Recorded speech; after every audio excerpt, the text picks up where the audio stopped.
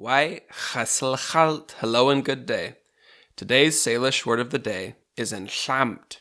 Enxampt is the Colville Salish word for cough. I can say, "Kin enxampt, I have a cough," or "In xamxamtach, they have a cough." Our Salish word of the day is enxampt, cough.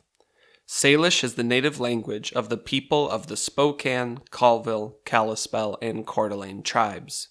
Salish Word of the Day is brought to you by Salish School of Spokane and the Anovia Foundation.